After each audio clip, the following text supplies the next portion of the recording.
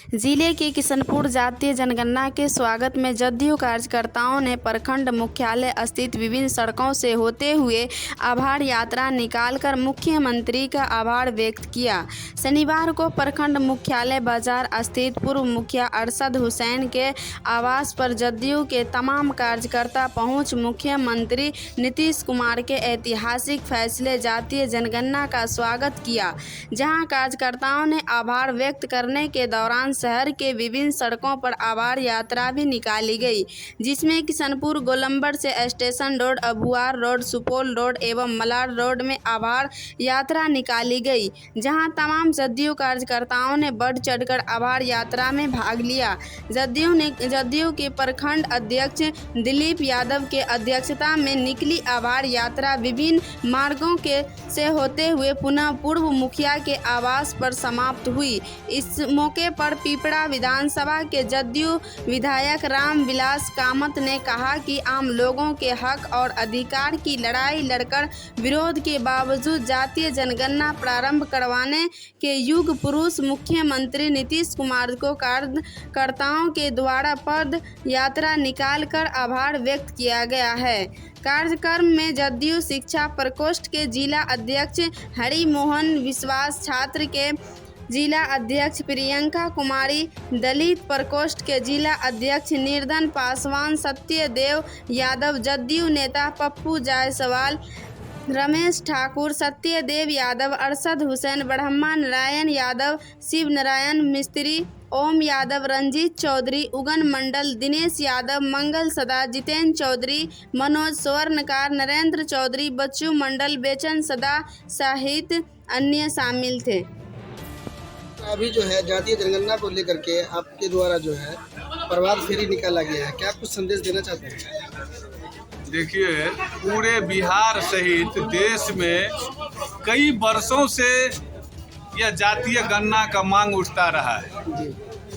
बिहार में हमारे माननीय मुख्यमंत्री, आदरणीय नेता लगातार इस पर प्रयास करते रहे हैं, कई स्तर पर प्रयास किए हैं। आप सबों को मालूम है कि बिहार विधानसभा में भी सर्वसम्मति से यह प्रस्ताव पारित करवाया गया और सभी दलों के साथ बैठक करके भी यह निर्णय लिया गया कि केंद्र से आग्रह किया जाए कि जातीय गणना बिहार में कम से कम जरूर हो।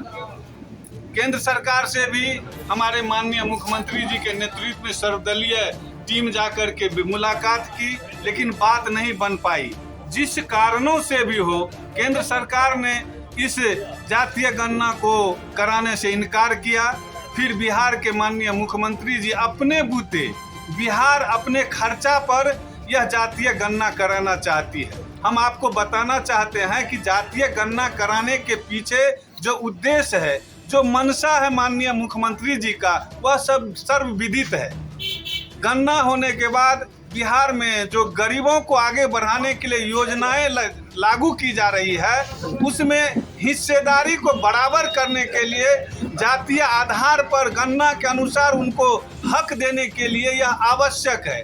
इसीलिए माननीय मुख्यमंत्री जी इस कार्यक्रम को लागू किए हैं और बिहार में इसका कार्यक्रम शुरू हो गया है गणना का, जातीय गणना का। इसीलिए जनता दल यूनाइटेड आज अपने नेता के प्रति आभार व्यक्त करने के लिए पूरे प्रदेश के सभी जिला मुख्यालय में, सभी प्रखंड मुख्यालय में आभार यात्रा का कार्यक्रम आयोजित किया है। हम लोग माननीय मुख्यमंत्री नीतीश कुमार जी के प्रति आभार व्यक्त करते हैं, जिन्होंने बिहार के विकास के लिए एक बहुत ही मील का पत्थर साबित होगा यह जातीय गणना इसको शुरू किए हैं। इसके लिए उनके प्रति आभार व्यक्त करने के लिए आज हम सभी कार्यकर्ता उपस्थित होकर के एक साथ मिल करके पदयात्रा कर रहे हैं और नीतीश कुमार जी के प्रति आभार व्यक्त कर रहे हैं। लेकिन सिर्फ लगातार जो है जिस तरीके से विपक्ष की तरफ से हल्ला बोला जा रहा है कि हमारे सरकार में रहते हुए जो है जातीय जनगणना को नहीं किया जा रहा था, हम लोगों के मांग को और लड़ाई लड़ने को लेकर के अब जो है सरकार झुकी है, क्या कुछ कहेंगे? एक बात हम बताना चाहते हैं कि मांग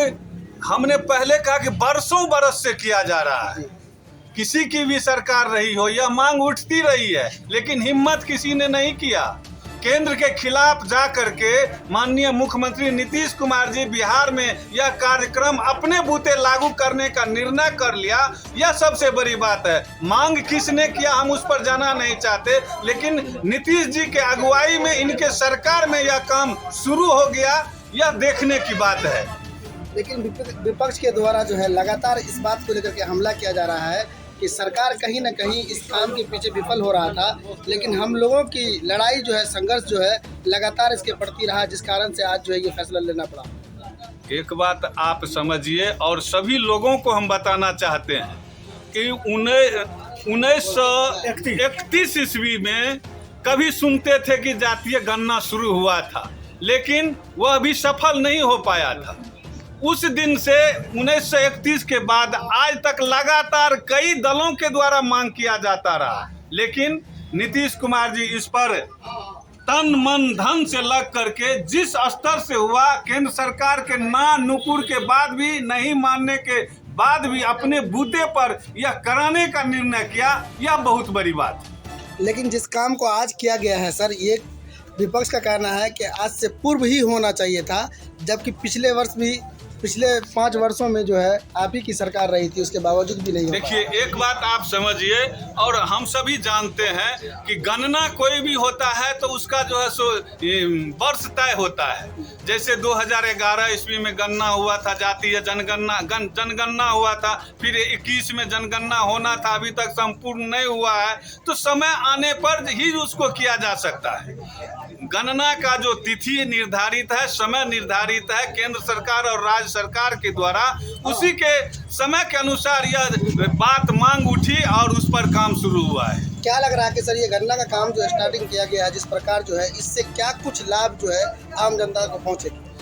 स्वतः सी बात है कि बिहार सरकार अपने विकास के कार्यों के लिए जो नीतियां बनाती हैं, जो नीचे तबके के गरीब लोगों को आगे बढ़ाने के लिए जो कार्यक्रम तय किया जाता है, उसमें कैसे बेहतरी हो, अधिक से अधिक हक जिनकी संख्या बेसी है उसको कैसे मिले, इसका असर आगे दिखाई पड़ेगा। यह गणना उसी के लिए आवश्यक था जिसका मांग बरसों बरस से किया जा रहा था। लेकिन जिस तरीके से जो है कई वर्षों से ये आवाज़ उठता रहा है आरक्षण को लेकर के, तो जातीय जनगणना होने के बाद क्या आरक्षण में कुछ जो है बदलाव हो सकती है?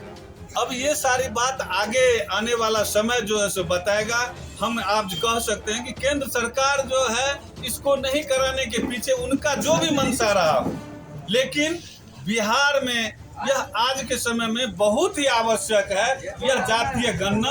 और जातीय गणना होने के बाद जो बिहार सरकार का आने वाला जो साल होगा, बजट होगा, वित्तीय वर्ष होगा, उसमें इसका फायदा दिखाई पड़ेगा। आप सबों को उस समय में महसूस होगा कि जातीय गणना कराने से क्या फायदा हुआ है। और हम आपको विश्वास के साथ कहना चाहते हैं कि यह जाति गणना जो होने जा रहा है पूरा तरह से पारदर्शी होगा। एक एक जाति का, एक एक व्यक्ति का अलग अलग इसका गणना किया जाएगा। इसके लिए बृहद कार्यक्रम माननीय मुख्यमंत्री जी के नेतृत्व में बनाया गया है और कई स्तर पर इसका बैठक करके इस पर निर्णय लिया गया है। निश्चित रूप से एक बेहतर यह कार्यक्रम होगा और पारदर्शी तरीके से यह गणना संपन्न होगा।